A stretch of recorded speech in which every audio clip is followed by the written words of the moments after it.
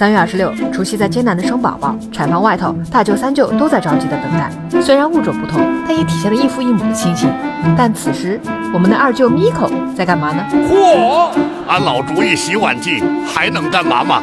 没错，我们都在忙着接生，这货却打起了除夕剩饭的主意。嘿，好巧不巧，被我逮个正着。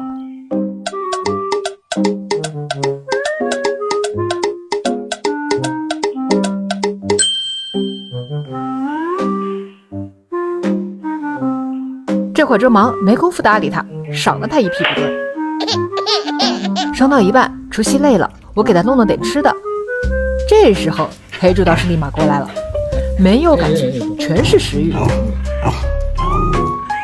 您的滴滴代吃已经到位。